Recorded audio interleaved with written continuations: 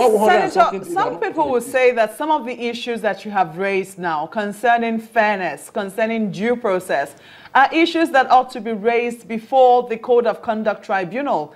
If they believe that the Code of Conduct Bureau has not been fair in terms of how it's carried out its duties, shouldn't they raise those objections at the Code of Conduct Tribunal? It is being raised there. It is being raised by the lawyers. The lawyers are raising those issues. You don't think that the Senate has jumped into those issues and perhaps forced their hand by saying that, well, whether or not those issues are raised, we have passed a vote of confidence on the leadership of the Senate, and that's where we stand. Do you worry about the implications of the message that you're sending? Innocent until found guilty. That is our law, and I'm happy, Mokwa, you're a lawyer. The man stands... I'm not a lawyer, sir. I'm sorry to intervene there. Is that right? I'm sorry? The law presumes him innocent until he's found guilty. Is that not correct? Yeah, I want to believe that that is correct. Yeah. But it would seem that right correct, now... That is what the Senate is saying. That as far as we are concerned, he is remaining innocent until he's found guilty. That's what we are saying. We have not jumped into the arena. You don't think... We're comfortable with him. If there are people who are not comfortable with him, they may not be, they be doing it in their parlor. But as far as we are concerned as senators, we're comfortable with him. That's what we are saying. Well, some people will say that to every sword, there's also another edge to it that you perhaps haven't also taken into cognizance. Some people will say that you might have meant your message for some people, perhaps some players within the APC, but that message also went beyond Nigeria.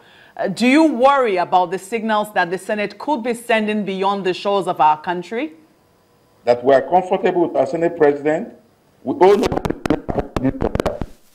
he's our Senate President. We elected him. We took a lot of factors into consideration when we elected our Senate President. You don't think that this is also to intimidate? And he has done well within the period he has acted. He's there on this seat as Senate President. He has carried the parties together. He has been able to liaise with all the parties there, and so we are comfortable with him. You don't think that this could force, just a moment, you don't think that this could also send a wrong message, just, Senator, if I may comment, this could also send a wrong message to the Code of Conduct Tribunal or the Bureau, as it were? Was the Code of Conduct Tribunal wanting us, okay, he says the Code of Conduct Tribunal sending a signal to us that we should remove him. Is that the message the Code of Conduct was sending to us? Well, that way. What is the message they were sending to us? To remove him? Well, Senator, let me bring in this point because, I mean, you talked about the fact that, look, those documents, the asset declaration forms, are with the CCB. And you are asking that, why don't they publish it? Well, as lawmakers, do you think that one way, perhaps, to put an end to all of this, perhaps even in the future not happening again, is to change the way it is now, ensure that all public officials make their assets declaration public? That is left for Nigerians. No, that is left for Nigerians and the law. What I'm saying actually is very clear, and please get me right. What I'm saying is that as a senator of the Federal Republic of Nigeria, he declared his asset.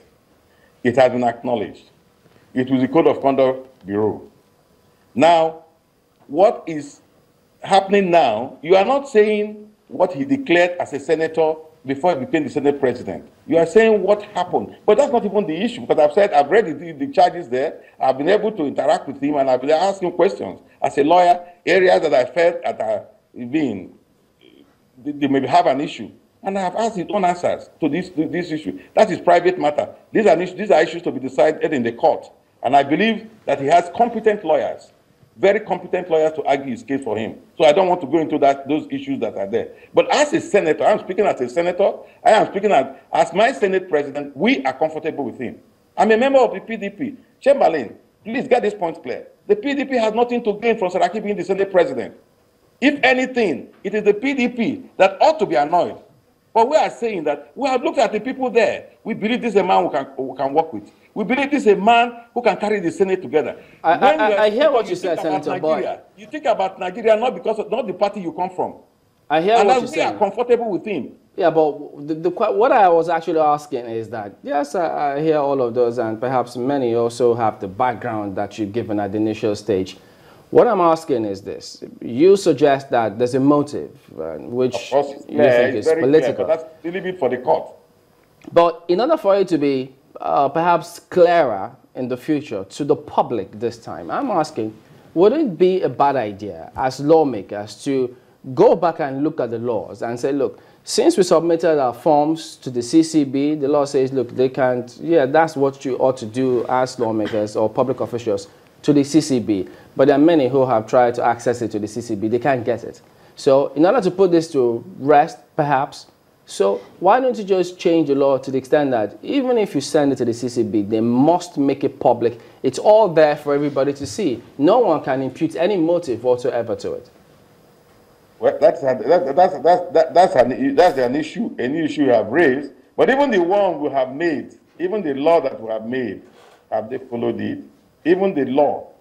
You had the Senate President when he spoke in the tribunal. You are supposed to confront him or anybody with the asset declaration or complaints about that. Have they even followed it? Well, please, let me not go into the issues.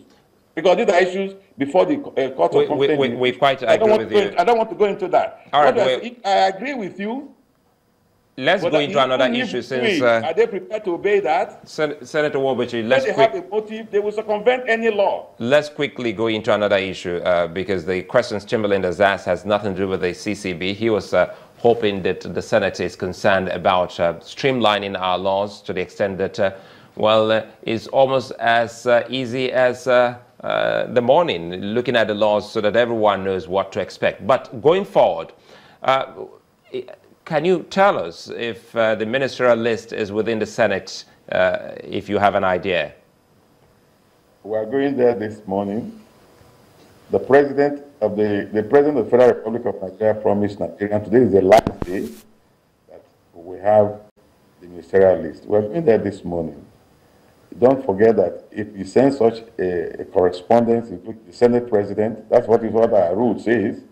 So if we get there this morning, the Senate President will tell us whether he's seen the list, whether it has been sent to him.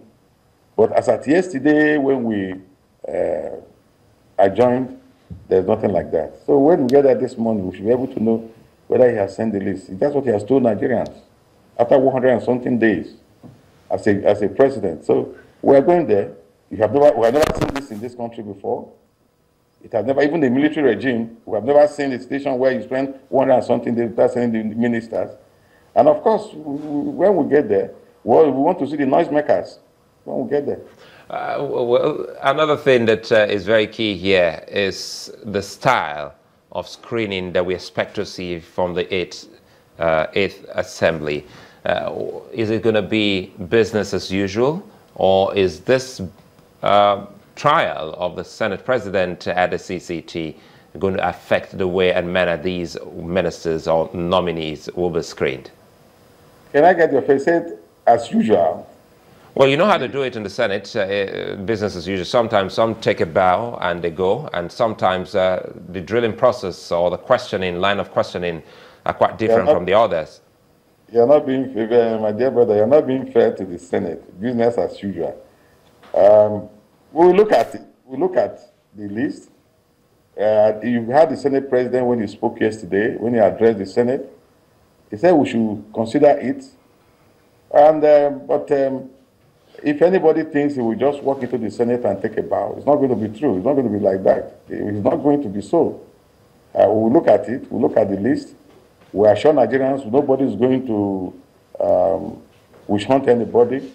We look at the list at its own merit and what is sent to us. Nobody is going to witch hunt anybody. And for my party, the PDP, we don't have time for that. We believe, and that's what we did. We had the opportunity of producing the Senate President of this country.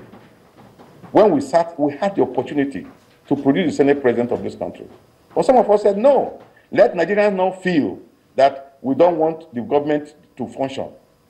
And that's why some of us in the chamber that they said, no, we had opportunity. They were only about, not up to 20 senators from APC.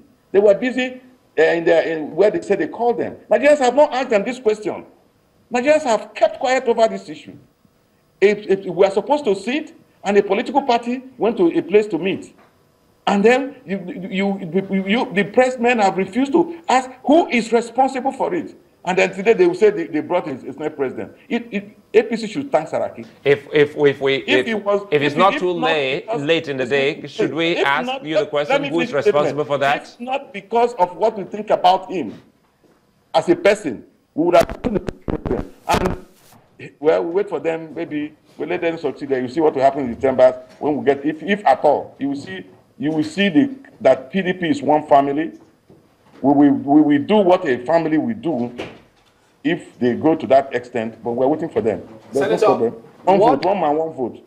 What should we expect from the Senate about the screening of these ministers? We do our best. We do our best. We do it. We are not going to witch hunt anybody. We do what is right. What would you be looking out for from the ministers? There's so many issues that will be looked into. Chaplain, why are you asking me? If you bring a minister from Delta State or from Delta State, for example, where I'm coming from, I will where you are coming from too, my brother. We will look at certain issues. So there's no question. It is development will determine what we look at. We look into. I mean, they said if you must not have been found guilty by a code of conduct or judicial panel of inquiry or administrative panel of inquiry. Would you want us to sweep that type of thing under the carpet? So you look at their forms too? Eh? You look at their forms, the code of conduct tribunal forms? When we get there, when we get to the river, we'll cross it.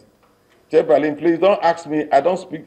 I am speaking as a senator. I cannot speak for the Senate. I'm not the spokesman for the Senate. I'm speaking as an individual. I'm speaking as a member of the People Democratic Party. You could as well tell us your thinking in terms of what you're going to do. Democracy, the party that fought for democracy for 16 years, the party that has ruled without crisis, the party that is not prepared to take nonsense. Even when we had a Senate president that the party didn't like, we managed the affairs.